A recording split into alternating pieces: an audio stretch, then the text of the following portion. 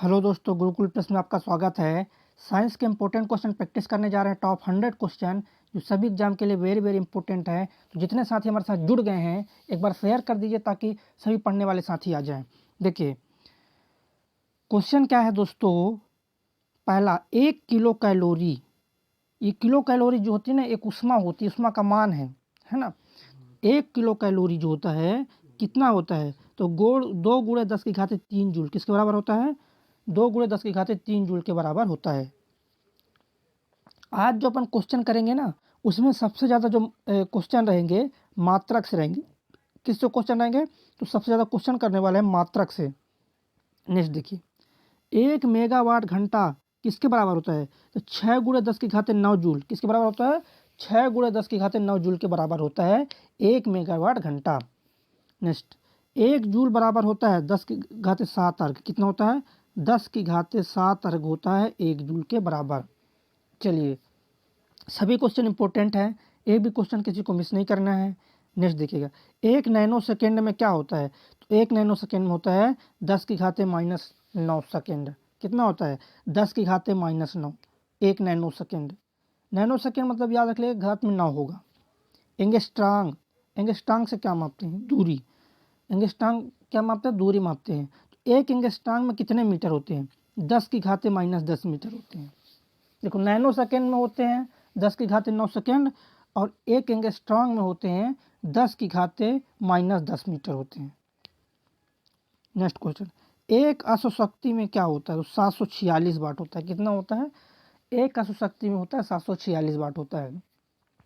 Next question, rectifier का प्रयोग किया जाता है किसमें? तो एसी को डीसी में बदलने के लिए करते हैं। जो रेक्टिफायर है दोस्तों, तो रेक्टिफायर का जो हम प्रयोग करते हैं एसी को डीसी में बदलने के लिए हम रेक्टिफायर का प्रयोग करते हैं। नेक्स्ट क्वेश्चन देखिए, इलेक्ट्रॉनिक्स कंप्यूटर का आविष्कार किसने किया? तो इलेक्ट्रॉनिक कंप्यूटर का आविष्कार किया था अलान एम ट्यूरिंग ने किया था। किसने किया? अलान एम ट्यूरिंग ने किया। नेक्स्ट देखिएगा, ये अगला क्वेश्चन 9वां नंबर देखिएगा, थर्मोस्टेट। तो हम बता दें थर्मोस्टेट का कार्य क्या होता है? तापमान को बनाए रखता है, स्थिर रखता है। तापमान को क्या रखता है? स्थिर रखता है। अगर 50 तापमान, अगर किसी भी क्षेत्र का तापमान, एक कमरे का तापमान अगर 50 डिग्री पर है तो 50 डिग्री पर रखेगा, 30 डिग्री पर है तो 30 डिग्री पर रखेगा। मतलब जितना भी कमरे का ताप है उतना वो स्थिर बना के रखता है। नेक्स्ट, रिकॉर्ड करने और रिकॉर्ड हुई डिटेक्शन को पुनः रिप्रोड्यूस करने के लिए प्रयुक्त उपकरण क्या होता है? तो क्या होता है? डिक्टाफोन होता है। क्या होता है प्रयुक्त उपकरण? डिक्टाफोन होता है प्रयुक्त उपकरण। क्या होता है दोस्तों? डिक्टाफोन होता है प्रयुक्त उपकरण। नेक्स्ट क्वेश्चन देखिए, साइक्लोट्रॉन एक ऐसी युक्ति है जो आवेशित कणों को ऊर्जा प्रदान करती है। क्या करती है? क्या दोस्तों? साइक्लोट्रॉन एक ऐसी युक्ति है जो आवेशित कणों को ऊर्जा प्रदान करती है। क्या करती है? ऊर्जा प्रदान करती है। नेक्स्ट क्वेश्चन देखिए, अगला क्वेश्चन, कृष्ण छिद्र सिद्धांत को प्रतिपादित किया था किसने? एस चंद्रशेखर ने प्रतिपादित। किसने किया दोस्तों? एस चंद्रशेखर ने प्रतिपादित किया। नेक्स्ट क्वेश्चन, प्रकाश विद्युत सेल बदलता है किसको? तो प्रकाश विद्युत सेल करता है प्रकाश ऊर्जा को विद्युत ऊर्जा में चेंज करता है। क्या करता है? प्रकाश ऊर्जा को विद्युत ऊर्जा में वो चेंज करता है। नेक्स्ट, एक खगोलीय इकाई औसतन किसके बराबर होती है? पृथ्वी और सूर्य की दूरी के बराबर। किसके बराबर? पृथ्वी और सूर्य की दूरी के बराबर होती है एक खगोलीय इकाई। चलिए अगला देखिए, एक माइक्रोन होता है, हाँ कितने बराबर होता है 1 माइक्रोन? तो ये होता है दोस्तों 1 माइक्रोन, यहाँ पर पॉइंट लगेगा 0.001 mm के बराबर। अम्ल वह पदार्थ होता है जो प्रोटॉन देता है। क्या देता है? प्रोटॉन देता है। प्रोटॉन की बात है कि थोड़ी प्रोटॉन के बारे में बता दें। प्रोटॉन कहाँ होता है? तो प्रोटॉन परमाणु के नाभिक में होता है। कहाँ होता है प्रोटॉन? तो प्रोटॉन होता है परमाणु के नाभिक में। और प्रोटॉन में कैसा आवेश होता है? तो प्रोटॉन में होता है धनावेश होता है। कैसा आवेश होता है प्रोटॉन में? धनावेश होता है। नेक्स्ट क्वेश्चन देखिए अगला क्वेश्चन, अम्ल व भस्म के परीक्षण के लिए किसका उपयोग किया जाता है? तो लिटमस पत्र का। क्या दोस्तों? अम्ल व भस्म के परीक्षण के लिए करते हैं लिटमस पत्र का प्रयोग करते हैं। अम्ल की बात करो तो अम्ल का काम क्या है? अम्ल क्या करता है? नीला को लाल करता है। कैसा करता है दोस्तों? अम्ल करता है लिटमस पेपर में जो है नीला को लाल कर देता है। क्षार क्या करता है दोस्तों, तो क्षार करता है लाल को नीला कर देता है। तो ये आप समझिएगा। और लिटमस की अगर बात की जाएगा, लिटमस पत्र, तो लिटमस पत्र किससे बनता है, तो लिटमस पत्र जो बनाया जाता है लाइकेन से। किससे बनाया जाता है लिटमस पत्र, तो लिटमस पत्र आपका लाइकेन से बनाया जाता है। ये चीज़ें आपको ध्यान रखना होगा। चलिए नेक्स्ट क्वेश्चन पर चलते हैं।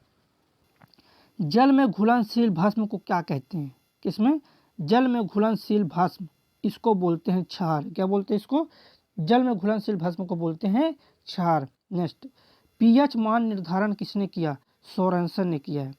पीएच मान का जो निर्धारण किया दोस्तों, सोरेनसन ने किया था पीएच मान का निर्धारण। चलिए अगला क्वेश्चन देखिए, ये अगला क्वेश्चन। मेरे प्यारे दोस्तों, जैसा कि आप जानते हैं मैंने आपको ये युद्ध की 2 बुकें बहुत ही शानदार तरीके से कंप्लीट कराई हैं। मतलब इतने अच्छे तरीके से कंप्लीट कराई कि मतलब यूट्यूब ने भी हम लोगों को मतलब अप्रिशिएट किया है। सबसे ज़्यादा देखी जाने वाली वीडियो रही है दोस्तों रेलवे की हम लोगों की, है ना। और आप लोगों का प्यार और सपोर्ट की वजह से सब पॉसिबल हुआ है। बाकी साथियों, मैंने आपको बहुत सारी बुक्स कराई, ये दोनों बुक कराई ही हैं। साथ में आपको स्पीडी का बुक कराया है और भी बहुत सारे प्रीवियस ईयर क्वेश्चन कराए हुए हैं दोस्तों। एनटीपीसी के मैंने आपको सारे एनालिसिस कराए थे और भी बहुत सारी बुक्स कराई हैं। और दोस्तों जल्दी ही आप लोगों के लिए 3 बुक वगैरह के भी सॉल्यूशन आने वाले हैं। साथियों मैंने एक ई बुक लॉन्च की। बेसिकली यार आप सब बुक करोगे तो भाई पॉसिबल नहीं, क्योंकि एग्जाम के लिए बहुत कम समय बचा है। बच्चा अब इस एग्जाम में आपको सिलेक्शन हर हाल में लेना है, तो क्यों ना बच्चे कुछ ऐसे क्वेश्चन आप याद करें जो बहुत सिलेक्टेड हो, जो कि बहुत ज़्यादा इंपॉर्टेंट हो, वही करके जाएं आप, है ना। दोस्तों एक ई बुक मैंने लॉन्च की जिसमें ये 10 बुकों का आपको बेसिकली निचोड़ मिलेगा। इन सब बुकों से जितने भी सिमिलर क्वेश्चन हैं जो आपके बार बार पूछे गए हैं, सब बुकों में वही क्वेश्चन हैं, वो आपके सब रखे गए हैं। क्योंकि दोस्तों यार बुक इतनी मार्केट में आने इस समय यार, ग्रुप डी की इतनी बुक हैं बच्चे कि आप बुक गिनते गिनते थक जाओगे, लेकिन आपकी कमी खत्म नहीं, काउंटिंग खत्म नहीं होगी, है ना।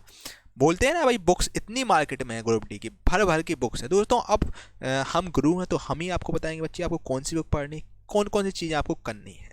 तो बच्चे एक हम लोगों ने आप लोगों के लिए एक जीके प्लस साइंस की, जिसमें आपको कंप्लीट बिल्कुल 45 नंबर का आपका पूरा जुगाड़ रहेगा, ठीक है। जीके प्लस साइंस की टॉप 2100 चैप्टर वाइज एमसीक्यू की ई बुक लॉन्च की है, पहले ही लॉन्च की थी। बाकी दोस्तों ई बुक अपडेटेड हो चुकी है। अब आप इसको डाउनलोड भी कर सकते हैं और बाकी इसमें आप प्रिंट वगैरह भी निकाल सकते हैं। बुक के फॉर्मेट में ई बुक है, बहुत ही शानदार ई बुक है। और लगभग अगर हम बात करें 5000 से ज़्यादा बच्चे इस ई बुक को ले चुके हैं।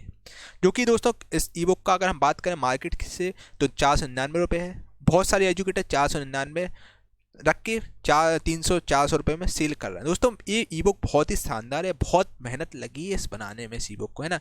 तो केवल और केवल 99 रुपये इस ई बुक की चार्ज रखा गया है, ठीक है। और ये सभी किताबों को दोस्तों बेसिकली इसमें आपको निचोड़ मिलेगा। जितने भी इंपॉर्टेंट क्वेश्चन है यार, जितने भी इंपॉर्टेंट क्वेश्चन सब आपको इस ई बुक में मिल जाएंगे, ठीक है। बिल्कुल आपको घोल के पी जाना, रट लेना अच्छे से। जब तक रट लो तब एक ही क्वेश्चन आपको ना रटे जाए, ठीक है। बिल्कुल एग्जाम में तहलका मचाने वाला दोस्तों एक ई बुक रहेगा, बिल्कुल अनिवार्य आपके लिए ई बुक है। इसको आपको जरूर परचेज करना है और सब क्वेश्चन आपको रटना है दोस्तों। ये मैं आपको गारंटी दे रहा हूँ, जब आप एग्जाम हॉल में एग्जाम दे के आएंगे सबसे पहले आप थैंक यू मुझे ही बोलेंगे कि आपके साथ ई बुक से सबसे ज़्यादा क्वेश्चन फंसे हैं। मैं इतना नहीं बोलूँगा कि भाई 45 में 45 फंसेंगे, लेकिन बच्चे ये जरूर है 70% आपका जीके का पोर्शन यहाँ से कंप्लीट हो जाएगा। जीके प्लस साइंस आपका यहाँ से कवर हो जाएगा, लगभग 30+ आप स्कोर कर लेंगे अगर आप एक एक क्वेश्चन रट लेते हैं तो, ठीक है। और बिल्कुल अपडेटेड ई बुक है जो कि केवल और केवल 99 रुपये में आपको दी जा रही है। तो दोस्तों जल्दी से ज़्यादा इस ई बुक को लें और रेलवे में अपना तैयारी अपनी बेहतर से बेहतर करें। बाकी अब आपके लिए और भी बहुत सारी दोस्तों वीडियो वगैरह आ रही हैं तो आप देख सकते हैं, ठीक है। और चलिए भाई, एग्जामिनर फेवरेट जितने भी एग्जामिनर के जो फेवरेट क्वेश्चन है वो सब आपको इस ई बुक में मिल जाएंगे, ठीक है। चलिए इस ई बुक को आप ज़्यादा से ज़्यादा एनरोल कीजिएगा, डिस्क्रिप्शन में लिंक डाल दूँगा, वहाँ से आप इस ई बुक को परचेज कर सकते हैं। यकीन मानिए दोस्तों ई बुक बहुत इंपॉर्टेंट आपकी एग्जाम के लिए रहेगी। वेरी मोस्ट इंपॉर्टेंट क्वेश्चन आपको इस ई बुक में मिल जाएंगे, ठीक है। बिल्कुल आपको ये क्वेश्चन रट ही जाना है, बिल्कुल घोल के पी जाना है, ठीक है। चलिए दोस्तों, थैंक यू। नेक्स्ट, सभी अम्ल जल में घुलकर क्या प्रदान करते हैं, H+ आयन प्रदान करते हैं। क्या करते हैं, H+ आयन प्रदान करते हैं। भस्मों का स्वाद कैसा होता है, खारा होता है। जो भस्म होते हैं उनका जो स्वाद होता है खारा होता है, ये आप याद रखिएगा। देखिए अम्ल तो खट्टा होता है, और अम्ल क्या है, जैसे अम्ल में क्या क्या है, जैसे अम्ल हो गया, नींबू हो गया, आंवला हो गए, सब किस में आएंगे, तो ये सभी आएंगे अम्ल में आएंगे। अम्ल की अगर बात करोगे ना, तो अम्ल तो खट्टा होता है, और अम्ल क्षार में अगर आपको डिफरेंस ज्ञात करना है तो क्या होता है, 0 से लेकर 6 तक जिसका पीएच मान, देखिए अम्ल क्षार का निर्धारण अपन पीएच मान से करते हैं, तो 0 से 6 तक जो मान होगा वो अम्ल होगा, अगर 7 है तो उदासीन है, और 8 से लेकर 14 तक इसको बोलते हैं क्षार। क्या बोलते हैं, क्षार बोलते हैं इसको। 0 से 6 तक अम्ल, 7 को उदासीन, 8 से 14 क्षार। नेक्स्ट, किसी एक सामान्य व्यक्ति के रक्त पर पीएच स्तर का क्या होता है, हाँ रक्त का पीएच स्तर, तो 7.35 से लेकर 7.45, मतलब 7.4 होता है रक्त का पीएच मान। कितना होता है, 7.4 होता है। नेक्स्ट, दूध का पीएच मान 6.6, दूध का पीएच मान होता है 6.6। नेक्स्ट देखिएगा, सबसे बड़ा उड़ने में असमर्थ पक्षी सबसे तेज गति से दौड़ता है, क्या कहता है, सबसे तेज गति से, ऑस्ट्रिच है। कौन है, ऑस्ट्रिच है। नेक्स्ट, पावोक्रिस्टेटस किसका वैज्ञानिक नाम है, मोर का। पावोक्रिस्टेटस जो है किसका वैज्ञानिक नाम है, तो मोर का वैज्ञानिक नाम है पावोक्रिस्टेटस।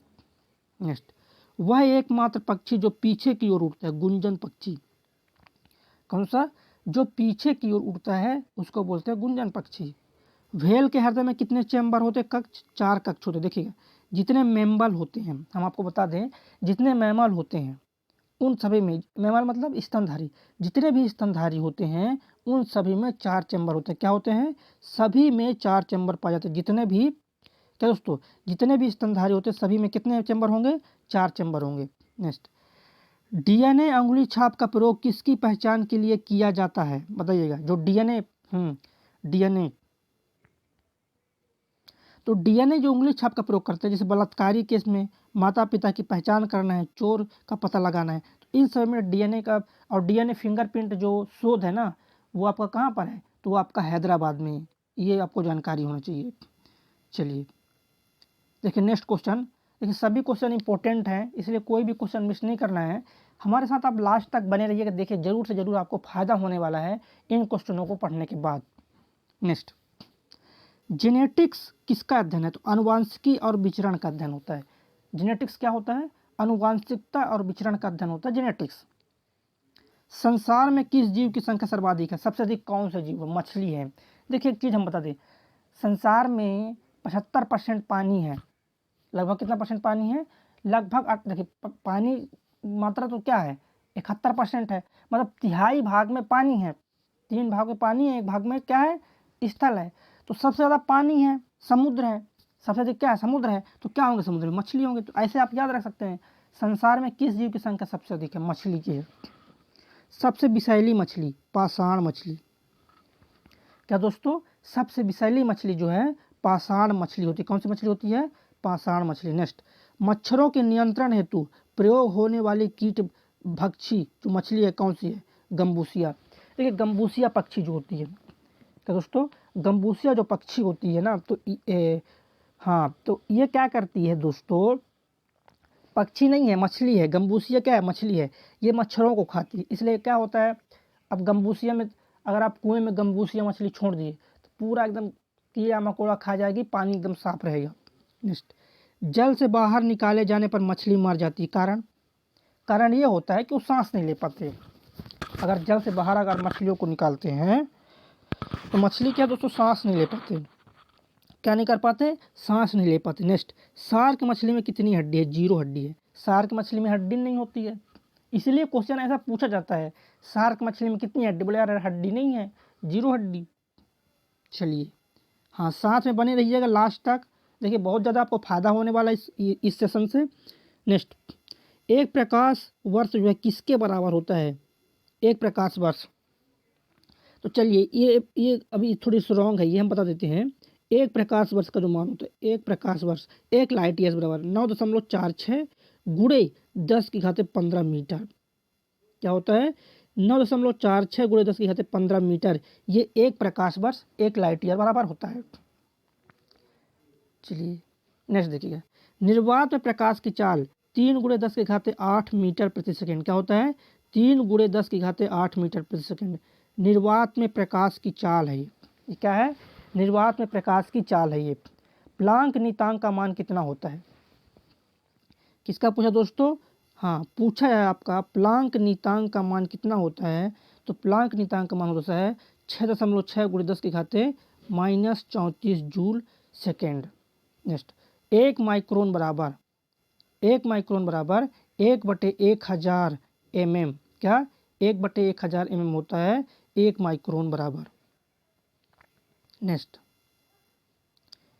अगला क्वेश्चन, 1 पिकोग्राम किसके बराबर होता है? तो 10⁻12 क्या होता है? 10⁻−12 ग्राम के बराबर होता है 1 पिकोग्राम। क्या दोस्तों? 1 पिकोग्राम बराबर होता है 10⁻−12 ग्राम। नेक्स्ट क्वेश्चन, क्वेश्चन नंबर 40 भौतिकी में चतुर्थ आयाम का परिचय दिया था किसने? चतुर्थ आयाम आइंस्टीन ने बताया था। किसने बताया चतुर्थ आयाम? आइंस्टीन ने बताया था। नेक्स्ट क्वेश्चन देखिएगा, सूर्य की किरणों की तीव्रता मापने वाले उपकरण को क्या कहते हैं? किसकी तीव्रता? सूर्य की किरणों की तीव्रता मापने वाले उपकरण को क्या कहते हैं? एक्टियोमीटर। क्या कहते हैं दोस्तों? एक्टियोमीटर कहते हैं। नेक्स्ट, उड़ते हुए चक्के की प्रति सेकंड घूर्णन किससे मापी जाती है? किससे दोस्तों? उड़ते हुए चक्के की प्रति सेकंड घूर्णन किससे मापते हैं? स्ट्रोबोस्कोप से। किससे मापी जाती है? स्ट्रोबोस्कोप से मापी जाती है।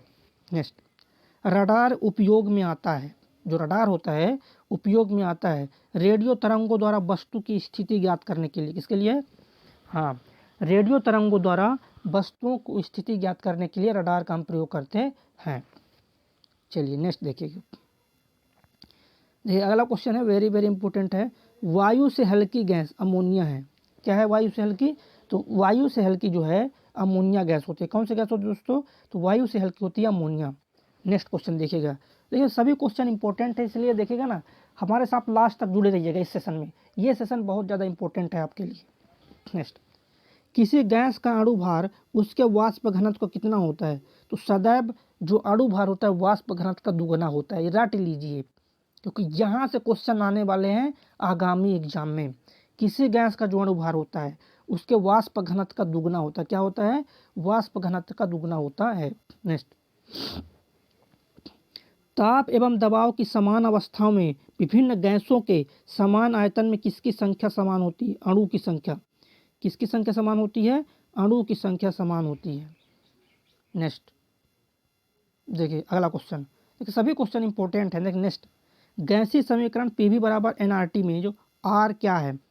आर एक मोल गैस है। आर को क्या बोलते हैं? आर को बोलते हैं मोल गैस बोलते हैं। क्या बोलते हैं? एक मोल गैस को बोलते हैं आर। नेक्स्ट, भिन्न भिन्न नियत तापों पर गैसों के आयतन दाब आचरण को दर्शाने के लिए आरेखित चक्र रेखा क्या कहलाती है? आइसोथर्मल्स। क्या कहलाती है दोस्तों? आइसोथर्मस कहलाती है। नेक्स्ट, आदर्श गैस की ऊर्जा निर्भर करती है मोल की संख्या पर। क्या दोस्तों? आदर्श गैस की जो ऊर्जा ये निर्भर करती है मोल की संख्या पर निर्भर करती है। नेक्स्ट क्वेश्चन देखिए क्या है, सभी गैस शून्य आयतन प्राप्त करती हैं कब? तो जो गैस होती है ना शून्य आयतन प्राप्त करती है, मतलब बहुत सघन हो जाती है, मतलब आयतन ना के बराबर चाहिए गैसों को। तो किस तापक्रम पर? -273 डिग्री सेल्सियस पर। कब? -273 डिग्री सेल्सियस पर शून्य आयतन प्राप्त करती है। और एक चीज़ और बता दें, सबसे कम तापमान, इससे कम तापमान हो ही नहीं सकता संसार में, वो है -273 डिग्री सेल्सियस। नेक्स्ट, परम तापमान -273 डिग्री सेल्सियस। क्या होता है? परम ताप का मान कितना होता है? तो परम ताप का मान होता है -273 डिग्री सेल्सियस। ये है क्या है? तो ये आपका परम ताप का मान है। चलिए अगला देखिएगा, मनुष्य में कौन से क्रोमोसोम के मिलने से बालक का जन्म होगा? क्या दोस्तों? हाँ, कौन से क्रोमोसोम के मिलने से बालक का जन्म होगा? तो पुरुष का Y और स्त्री का X। देखिए बालक के लिए क्या होता है, पुरुष का Y मिलेगा और स्त्री का X। देखिए स्त्री के लास्ट जो क्रोमोसोम है उसमें XX होता है। क्या होता है? लास्ट क्रोमोसोम में XX होता है स्त्री के। क्या दोस्तों? स्त्री के लास्ट क्रोमोसोम में XX पाया जाता है। चलिए तो ये समझ में आ गया। नेक्स्ट देखते हैं ये अगला क्वेश्चन, एक वर्णांध पुरुष व सामान्य महिला की संतानों में पुत्रों के वर्णांध होने की संभावना 0% है। कितना परसेंट है? 0% होता है। क्या होने की संभावना? वर्णांध होने की संभावना जो होता है 0% होता है। कितना परसेंट होता है? 0% होता है। चलिए देखिए ये क्वेश्चन, देखिए क्वेश्चन नंबर 54 देखिएगा, शिशु का प्रतित्व स्थापित करने के लिए किस तकनीकी का प्रयोग किया जाता है? DNA fingerprint. किसका प्रयोग करते हैं? डीएनए फिंगरप्रिंट का प्रयोग करते हैं। मतलब पिता जानना है। जैसे कई बार ना केस में हो जाता है कि जानकारी नहीं होता कि बच्चे का पिता कौन है, तो डीएनए फिंगरप्रिंट के माध्यम से आप पता लगा सकते हो पिता की। कई बार चोरों का पता लगाना होता है ना, तो इन सब चीज़ों में है ना, बलात्कारी केस में जो पता लगाते हैं है ना, तो ये फिंगरप्रिंट के माध्यम से। और ये सब काम कहाँ होता है? शोध संस्थान कहाँ है? हैदराबाद में होता है फिंगरप्रिंट शोध। नेक्स्ट देखिएगा, जितने भी क्वेश्चन है ना, आज का सेशन जो है बहुत ही इंपॉर्टेंट है आपके लिए। जीन शब्द किसने बनाया था? तो मेंडल ने बनाया था। किसने बनाया? जीन शब्द जी मेंडल ने बनाया था। मेंडल ने क्या किया था कि मटर का पौधा लिया, उसमें उन्होंने लक्षण देखे, 7 प्रकार के लक्षण पाए थे। जेनेटिक्स के कितने लक्षण पाए थे? 7 प्रकार के लक्षण पाए थे। कौन? मेंडल साहब ने। उन्होंने ही बताया था। जेनेटिक्स जो साइंस है ये मेंडल की ही देन है, उन्होंने ही सर्च किया। नेक्स्ट, 1 नैनोमीटर 10 की घाते 7 सेंटीमीटर, नहीं गलत लिखा है, 10 की घाते 9, यह थोड़ी मिस्टेक है। 1 नैनोमीटर 10 की घाते 9 सेंटीमीटर। नेक्स्ट, 1 किलोग्राम राशि का वजन होता है 8 न्यूटन। क्या होता है? 8 न्यूटन। अगर न्यूटन की बात आगे थोड़ी बता दें, बल का मात्रक होता है न्यूटन, है ना, तो बल का ऐसा ही मात्रक क्या हो जाएगा? न्यूटन। और सीजीएस मात्रक अगर पूछेगा तो बल का, तो डाइन होता है। और न्यूटन बराबर क्या होता है? तो न्यूटन बराबर होता है किलोग्राम मीटर प्रति वर्ग सेकेंड। नेक्स्ट, कौन सा उपकरण चिकित्सकों द्वारा इस्तेमाल करते हैं? तो स्टेथोस्कोप। चिकित्सक क्या इसका प्रयोग करता है? स्टेथोस्कोप का प्रयोग किया जाता है। देखिए चेक करते हैं। नेक्स्ट, चंद्रा एक्सरे दूरबीन का नाम किस वैज्ञानिक के सम्मान में रखा गया था? एस चंद्रशेखर के नाम पर। किसके सम्मान में? एस चंद्रशेखर के सम्मान में ये रखा गया। नेक्स्ट क्वेश्चन, साइक्लोट्रॉन किसको त्वरित करने के लिए प्रयुक्त किया जाता है? साइक्लोट्रॉन किसको त्वरित करने के लिए? तो परमाणु को त्वरित करने के लिए। और जो परमाणु होते हैं ना वो उदासीन होते हैं। परमाणु कैसे होते हैं? उदासीन। उदासीन क्यों होते हैं परमाणु? क्योंकि एक परमाणु में जितने इलेक्ट्रॉन होगा उतना ही प्रोटॉन होगा। इलेक्ट्रॉन में जितना इलेक्ट्रॉन में माइनस होता है और प्रोटॉन में प्लस होता है, तो जितना माइनस है उतना प्लस है एक परमाणु, इसलिए वो उदासीन रहता है। नेक्स्ट, पायरोमीटर किसे मापने के लिए? तो पायरोमीटर क्या करता है ना, उच्च ताप को मापता है, हाई टेम्परेचर को मापता है। 200 डिग्री, 500 डिग्री, 1000 डिग्री, इनको मापने के लिए पायरोमीटर। तो याद रखिए, पायरोमीटर उच्च तापमान, हाई टेम्परेचर को मेजर करने के लिए प्रयोग करते हैं। नेक्स्ट, कूलिज नलिका का प्रयोग किसके लिए करते हैं? एक्स किरण। क्या? एक्स किरण। नेक्स्ट क्वेश्चन देखिएगा, वेरी वेरी इंपॉर्टेंट क्वेश्चन है, ध्यान से देखिए क्या है। क्वेश्चन है दोस्तों आपका, वायुयान का आविष्कार किसने किया है? किसका आविष्कार? वायुयान का। तो वायुयान का जो आविष्कार किया हवाई जहाज का, राइट बंधु और डब्लू राइट ने। किसने किया? ओ राइट और डब्लू राइट, इसलिए बोलते हैं राइट बंधु, दोनों भाई हैं। नेक्स्ट, रासायनिक अभिक्रिया में उत्प्रेरक की भूमिका क्या है? तो रासायनिक अभिक्रिया में उत्प्रेरक की जो भूमिका है ना, संक्रियण ऊर्जा है। मतलब उत्प्रेरक का काम क्या है? वो रासायनिक अभिक्रिया में भाग नहीं लेता, लेकिन अभिक्रिया की गति को तेज कर देगा, अभिक्रिया की गति को धीमा कर देगा। जैसे हमारे शरीर में खाना पचता है, तो जो एंजाइम होता है, एंजाइम उत्प्रेरक का काम करता है। ये एंजाइम क्या करता है? खाना के पाचन को तेजी कर देता है। इसलिए जब हम खाते हैं, जैसे हम खाना खाते हैं, कभी कभी खाना में हम क्या खाते हैं? नींबू। क्यों? क्योंकि पाचन को तेज कर देता है।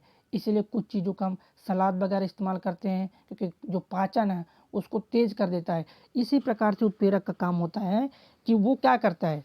उत्प्रेरक रासायनिक अभिक्रिया में भाग नहीं लेता, लेकिन रासायनिक अभिक्रिया को धीमा तेज करता है। ये संक्रियण ऊर्जा जगह। नेक्स्ट देखिए, तत्वों का सबसे पहले वर्गीकरण डोब्राइनर ने किया था। डोब्राइनर ने बताया था, डोब्राइनर का त्रिक नियम दिया था। डोब्राइनर ने क्या बताया था? सबसे पहले डोब्राइनर ने त्रिक नियम दिया था। त्रिक नियम क्या उसका? उन्होंने सेट किया था, 3 परमाणु को सेट कर लिया और बताया कि पहला और तीसरा परमाणु को भार को अगर तुम जोड़ के अगर बटे 2 करोगे, मतलब पहले और तीसरे परमाणु का जो औसत भार होगा बीच वाले परमाणु भार के बराबर होगा। तो ये डोब्राइनर ने त्रिक नियम दिया था अपना। नेक्स्ट, तत्वों के भौतिक और रासायनिक गुण उनके परमाणु भार के आवर्त फलन होंगे। किसने बताया था? देखिए, परमाणु भार के आवर्त फलन होंगे, ये मेंडलीफ ने बताया था। किसके?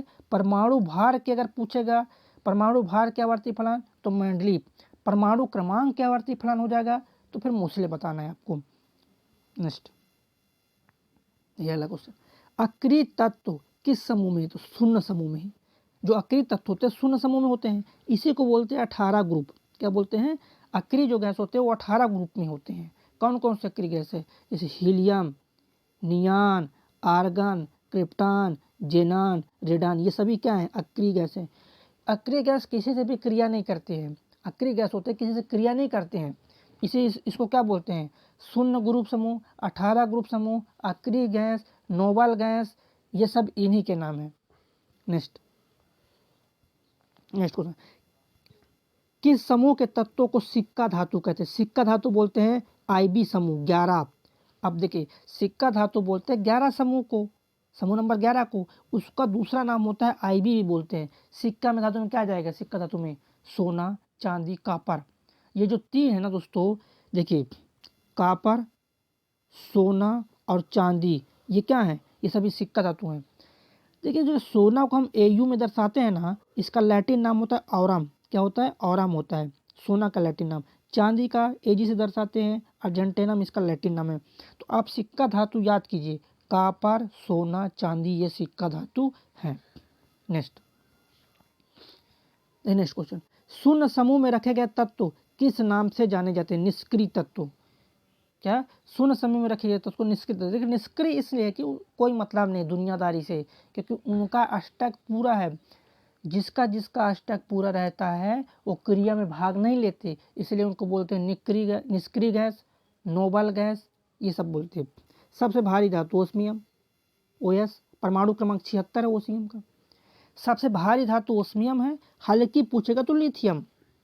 हल्की धातु पूछेगा, देखिए हल्की अगर तत्व पूछते तो हाइड्रोजन, लेकिन धातु पूछ दिया तो लिथियम, क्योंकि हाइड्रोजन तो धातु है नहीं। तो सबसे हल्की धातु अगर पूछेगा आपसे तो आपको बताना है लिथियम। परमाणु क्रमांक पूछ दिया लिथियम का, कितना हो जाएगा? परमाणु क्रमांक हो जाएगा लिथियम का 3 हो जाएगा। हल्का तत्व हाइड्रोजन है। परमाणु क्रमांक कितना है हाइड्रोजन का? परमाणु क्रमांक भी 1 है हाइड्रोजन का, और परमाणु द्रव्यमान भी 1 है। तो ये आपको समझना है। नेक्स्ट, पृथ्वी पर सबसे अधिक मात्रा में पाया जाने वाला तत्व ऑक्सीजन है। सबसे अधिक पाया जाने वाला जो तत्व है वो आपका ऑक्सीजन है, याद रखिएगा। पृथ्वी पर कौन कौन से तत्व रहते हैं? जैसे ऑक्सीजन हो गया, एल्युमिनियम हो गया, आयरन हो गया, ये सब। नेक्स्ट, मानव निर्मित तत्व कैलिफोर्नियम।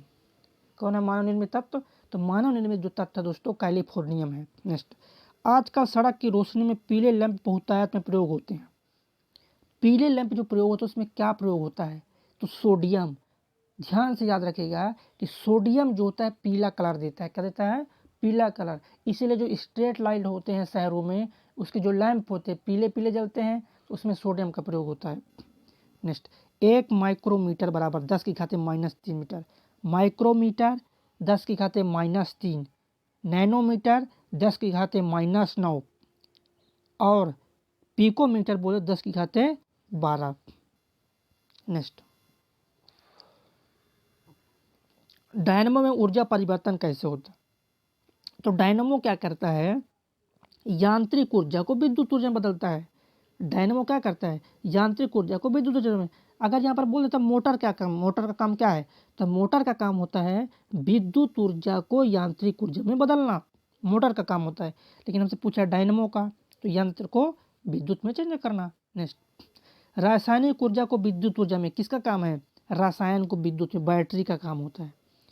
किसका काम होता है? बैटरी का काम होता है। नेक्स्ट, तेल का एक बैरल 159 लीटर। देखिए एक बैरल बोल दिए मतलब 159 लीटर के बराबर है ये। नेक्स्ट क्वेश्चन देखिएगा। देखिए सभी क्वेश्चन इंपॉर्टेंट है, इसलिए सेशन को मिस नहीं करना है, लास्ट तक बने रहिएगा। जरूर से जरूर यहाँ से आपको फ़ायदा होने वाला है अगर आप इसको पूरा अटेंड कर लिए तो। देखिए, और जितने भी साथी हमारे चैनल में पहली बार हैं, चैनल को सब्सक्राइब कर लें ताकि वीडियो का नोटिफिकेशन आपको मिलता रहे, और लाइक करना जरूरी है, आपके लिए इतना ज़्यादा मेहनत किया जा रहा है। देखिए तो क्वेश्चन क्या है, कौन से वैज्ञानिक अपने बेटे के साथ नोबेल पुरस्कार का सह विजेता है? तो विलियम हेनरी बैग है। कौन है? विलियम हेनरी बैग है। 6 फुट लंबे व्यक्ति की ऊंचाई नैनोमीटर में कैसे व्यक्त की जा सकती है? तो नैनोमीटर में व्यक्त करेंगे क्या हो जाएगा? तो ये हो जाएगा नैनोमीटर में व्यक्त कर सकते हैं। नेक्स्ट, एक प्रकाश वर्ष में दूरी, तो एक प्रकाश वर्ष दूरी ये नहीं होता, एक लाइट ईयर 9.46 गुणे 10 की घाते 15 मीटर, क्या 9.46 गुणे 10 की घाते 15 मीटर, ये होता है एक प्रकाश वर्ष, एक लाइट ईयर। क्या होता है? एक प्रकाश वर्ष एक लाइट ईयर होता है। नेक्स्ट, पुरुष में पुरुषत्व के लिए कौन सी गुणसूत्री संयोजन उत्तरदायी? X Y. देखिए क्या होता है, जो गुणसूत्र है मानव में टोटल तो 46 है, लेकिन जोड़ा कितना है? 23। लेकिन क्या होता है, सेक्स पोजीशन में जो गुणसूत्र काम करता है वो 23वां जोड़ा करता है लिंग निर्धारण के लिए। लिंग निर्धारण के लिए जो है 23वां जोड़ा काम करता है, तो 23वां जोड़ा हो जाता है पुरुष में एक्स वाई होता है। नेक्स्ट, एक सामान्य मानव शरीर कोशिका में गुणसूत्रों की संख्या क्या है? तो 46 गुणसूत्र। कितने गुणसूत्र हैं? 46 गुणसूत्र होते हैं टोटल। नेक्स्ट क्वेश्चन देखिएगा, मनुष्य में नर गुणसूत्र सम्मिश्रण होता है एक्स वाई। क्या होता है? एक्स वाई, नर गुणसूत्र। नेक्स्ट, बच्चों के लिंग निर्धारण के लिए उत्तरदायी क्रोमोसोम पिता का क्रोमोसोम। देखिएगा, बच्चा होगा या बच्ची है, मतलब लड़की होगा, लिंग निर्धारण के लिए नर होगा, है ना, या मादा होगा, इसके लिए जो सबसे ज़्यादा उत्तरदायी होता है पिता का गुणसूत्र। किसका? पिता का गुणसूत्र उत्तरदायी होता है। वर्णांधता वाले व्यक्ति को लाल रंग दिखाई देगा हरा। जो व्यक्ति वर्णांध होते हैं उनको लाल रंग जो दिखाई देता है हरा दिखाई देता है। नेक्स्ट क्वेश्चन देखिए, अगला क्वेश्चन क्या है, एक वर्णांध पुरुष एक सामान्य महिला से विवाह करता है, वर्णांधता के लक्षण उत्पन्न होंगे पुत्रियों के पुत्रों में। किन में होंगे? पुत्रियों के पुत्रों में होंगे। किसका दोस्तों? वर्णांध के लक्षण। देखिए नेक्स्ट क्वेश्चन, क्वेश्चन नंबर 90 देखिए, गुणसूत्र किसमें होते हैं? चलिए आंसर कर दीजिए। गुणसूत्र में होते हैं, मतलब गुणसूत्र में क्या क्या होते हैं ये आपको बताना है। चलिए जितने भी साथी एक बार शेयर कर दीजिए यार, सभी लोग जितने भी साथी हैं सभी लोग एक बार शेयर कर दें। गुणसूत्र में होते हैं डीएनए और प्रोटीन होते हैं। क्या होते हैं गुणसूत्र में? डीएनए और प्रोटीन होते हैं। नेक्स्ट, एम्फीबिया बनता है, जल एवं स्थल दोनों पर ही रह सकने वाले पशुओं को बोलते हैं एम्फीबिया। एम्फीबिया मतलब उभयचर बोलते हैं। क्या बोलते हैं एम्फीबिया को? उभयचर प्राणी बोलते हैं। नेक्स्ट, घोंसला बनाने वाला एकमात्र सांप किंग कोबरा है। क्या है? घोंसला बनाने वाला एकमात्र सांप है किंग कोबरा। नेक्स्ट, पहला क्लोन पशु डाली कौन सा पशु है? भेड़ है। क्या दोस्तों? भेड़ है। पहला क्लोन पशु भेड़। नेक्स्ट क्वेश्चन देखिए, नेक्स्ट क्वेश्चन क्या है, कुछ रेगिस्तानी छिपकलियां अपने मल को शुष्क आकार में निष्कासित करती है, इससे किस प्रकार की मदद मिलती? तो देखिए जीवों का पर्यावरण के अनुसार अनुकूलन हो जाता है। क्या हो जाता है? अनुकूलन हो जाता है। सबसे बड़ा परितंत्र तो सागर है, 3 भाग में सागर है, 1 भाग में क्या है? पृथ्वी है। तो सबसे बड़ा परितंत्र की बात करेगा तो सागर को बोलना है। इसको सागर, समुद्र। मृदा अपरदन रोका जा सकता है कैसे? वनोपरण करके। क्या करना है? वन रोपण करके, पेड़ पौधे लगाकर आप मृदा अपरदन को रोक सकते हो। इजी क्वेश्चन है। देखिए नेक्स्ट, जब हम बकरी का मांस खाते हैं तो हम क्या कहलाएंगे? द्वितीय उपभोक्ता। हम बकरी का जब मांस खाएंगे तो हम कहलाएंगे द्वितीय उपभोक्ता, क्योंकि प्राथमिक उपभोक्ता क्या होता है? प्राथमिक उपभोक्ता जो घास खाते हैं, घास वाले जो लोग घास खाते हैं उनको बोलेंगे प्राथमिक उपभोक्ता। जैसे चूहा, कुत्ता, बिल्ली, बकरी, ये सब क्या है? प्राथमिक उपभोक्ता। अब जब हम बकरी को खाते हैं, है ना, तो हम कहलाते, जो मांस खाने वाले लोग हैं वो होते हैं द्वितीय उपभोक्ता। नेक्स्ट, हाइड्रोफाइट किसे कहते हैं? ये क्वेश्चन क्या है, हाइड्रोफाइट किसको बोलते हैं? एक जलीय पौधे को बोलते हैं। हाइड्रोफाइट किसको बोलते हैं? एक जलीय पौधे को बोलते हैं हाइड्रोफाइट। नेक्स्ट, मरूदभिद पौधा करील है। करील जो है ना एक मरूदभिद पौधा है, याद रखिएगा। नेक्स्ट क्वेश्चन है वेरी वेरी इंपॉर्टेंट क्वेश्चन, देखिएगा 100 नंबर क्वेश्चन लास्ट है, ध्यान से देखिएगा। क्या क्वेश्चन, पर्यावरण के अजैव अवयव का उदाहरण वायु है। वायु क्या है? अजैव अवयव है वायु। क्या है? अजैव अवयव। दोस्तों टॉप 100 क्वेश्चन समाप्त हो गए हैं। देखिए सभी लोग को शेयर कर दीजिए, व्हाट्सएप ग्रुप, फेसबुक ग्रुप, जहाँ भी आप चलाते हैं, आपका नेटवर्किंग जहाँ भी है, तो सभी दोस्तों को आप शेयर कर दीजिए। चैनल में पहली बार है, चैनल को सब्सक्राइब कर लें ताकि आपको नोटिफिकेशन मिलता रहेगा। चलिए शेयर कीजिए, लाइक कीजिए और सब्सक्राइब कर दीजिएगा। जय हिंद।